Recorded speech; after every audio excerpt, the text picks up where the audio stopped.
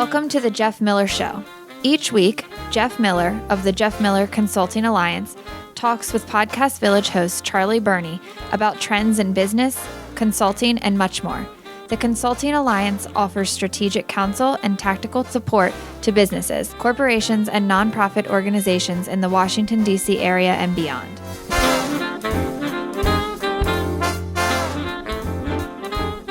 Well, here we are in the Podcast Village Intergalactic Studios one more time for the Jeff Miller Show. Good afternoon, my friend. How are you? Charlie, I'm great. How are you? It's nice to be back under the headphones again at Podcast Village, and thanks to Damien for being my faithful support staff today. So said that I was great, and I am. I'm also exhausted. I'm exhausted? Yeah, so last night, Betsy and I and 34,000 other people went to see Bruce Springsteen. Oh, I did see some pictures on the internet today of people who had seen the Bruce of Springsteen last. How was the boss? There's a reason they call him the boss. And what is that reason? I've never seen him in my whole life. Yeah, so this was the first time we saw him. He only played for 3 hours and 45 minutes. I felt gypped. But, at an earlier podcast, we talked about what does it feel like to touch greatness and what's involved in that. Mm-hmm. The purity and the talent and just the vision and the focus. And I watched somebody touch greatness last night. Mm-hmm. And it doesn't really have to do with the music. I mean, his voice is strong, whether you like that music or not. Watching how much control he was in. He was controlling the band. He was controlling the audience. Right. He's running in and out of the audience. He's controlling himself and smiling the whole time. Mm-hmm. Mm-hmm. And what was phenomenal was he's 66, 7 years old. He's not a young guy anymore. The energy that he has, I think, is directly correlated to the energy that he gives off to the audience and that the audience returns. Mm-hmm. You really felt part of the concert. Mm-hmm. And it was just a phenomenal thing. I always look at things as sort of so from a business perspective, what does that look like? You talk about how to build a team. You talk about how to create a safe environment with 34,000 people. Mm-hmm. It was just really astounding on all kinds of levels. Mm-hmm. And ended up thought about it that way. Yeah, and ended up going to sleep at about 3 a.m. and very confusing because that's usually when I'm waking up. So like my head wanted to go one way and my feet wanted to go the other way. That's a whole different set of things to talk about. It's funny to me that you mention it. When you were talking, I thought about our affection for Bob Dylan, who's certainly not generally thought of as an outstanding singer, but an amazing performer, an amazing writer, obviously, but an amazing entertainer in a way. And then I listened to my cousin's radio show this morning, and he played Pete Seeger. So I'm thinking of you and Bruce Springsteen controlling the crowd, and there was Pete Seeger singing Guantanamera, and the whole crowd, I'm sure you've heard that version many times, that responds, and it just made me tear up a little bit because I just thought of all those people in that unified heart, and that's what you were referring to, this shared solidity for a moment. No, really, and it Bob Dylan, I think, is a genius. Bob Dylan does what he does for Bob Dylan. Yeah, that's true. And there's not a whole lot of interaction. No, that's true. With Springsteen, first of all, he didn't stop smiling. And I'm, as I said before, astounded to be able to create that kind of environment. Just walk into town, throw the amps up and boom, entertain everybody, and probably have the time of your life doing it. So it was pretty cool. It's funny you mentioned about feeling cheated because you heard the news report that just one night before, I think he'd made the record for 4 minutes, 4 mininutes and 1 second, and I was only 3:45. I wanted my money back. That's not right. No, I'm worried about you, Jeff.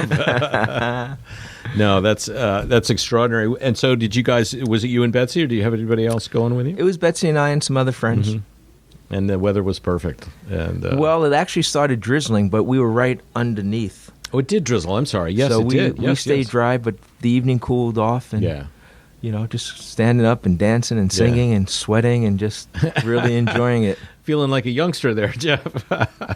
What do you mean like? Well, that's maybe we can emulate Bruce Springsteen. My greatest passion for him comes not. I didn't mainline Bruce growing up, but when he came out with the Seeger sessions and specifically started to sort of, he always paid attention to folk songs. Let's be fair to Bruce; he's always sung folk songs, but it was such a unifying effort, and it made everybody sort of stop for a second and think about folk songs. That made me really excited, and you could tell those recordings were done out of a great deal of fun. Yeah, we did see him performing the Seeger sessions. Really? We did, but it was a much different experience. I'm sure, very acoustically, sort of. Yeah, and this was just last night was the traditional Bruce Springsteen concert, full on power show. Full on. And again, I think there is a lesson there with business. It's he comes out to win, and. Okay. That's always the challenge, right? As business owners, as salespeople, are we playing to win, or are we just playing to get by? And when you're playing to get by, there's a certain amount of scarcity that you bring with that. When you're playing to win, you just create this sense of abundance. And that's an overused word, but again, the feeling in that stadium last night was really one of abundance. Here was a guy that just left it all out. Mm-hmm. Left it all out on the stage. So how much do we leave out, metaphorically speaking, in our businesses? The way we build our teams, the kind of culture and environment that we develop within our organizations. It reminded me on some level of Malcolm Gladwell's book, The Outliers. Where he talks about, he looks at Michael Jackson and Bill Gates and all these guys. There was a combination of luck and the fact that they, before they became who they were, they had 10,000 hours of experience.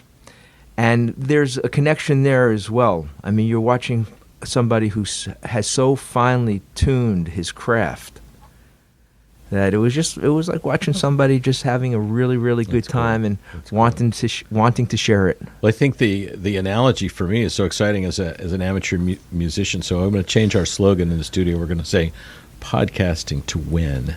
I think, and if it's thought of in a healthy, productive fashion, I think it's pretty darn good slogan. What is it? One of my interviews for the Maryland Center for Entrepreneurship said on the whiteboard was written "Wake up, kick ass, repeat." Absolutely.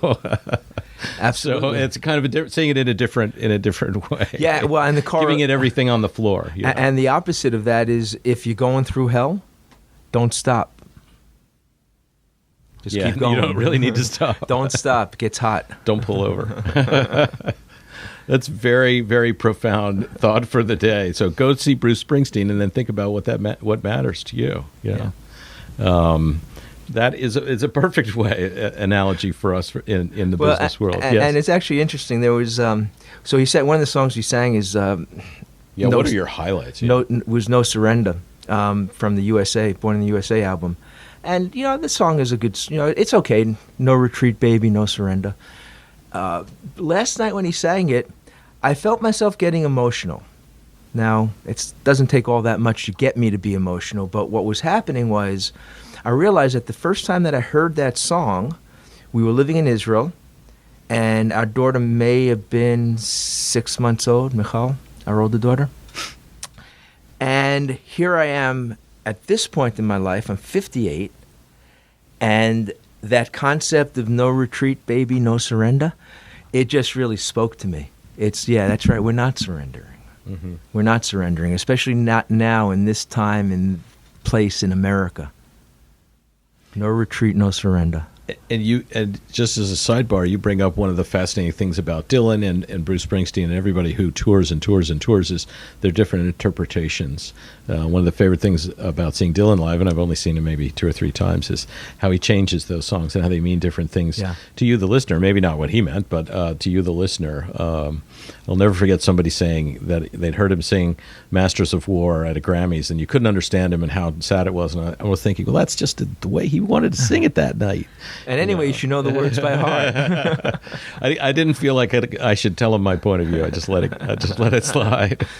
So, well, that's fantastic. I wish I had been to the Bruce Springsteen and done a little business learning at the Bruce Springsteen show last night. That would have been about perfect for me. My mom used to say, wherever you are, you can always learn something. Well, that is true. And the other one, no matter where you go, There you are. That's the deep learning today exactly on the Jeff Miller Show. Well, let's make a date to go see some live music then. I got a guy that I've interviewed that you would love, Justin Trawick, and I'll take you out and expose you to some new music. I'd look forward to that, Charlie. You'll like that. You'll like that a lot. Well, thank you very much, Jeff, for coming in and giving us a little bit highlights of how Boss relates to the business world. You're very welcome. Have a great weekend. Have a great holiday weekend.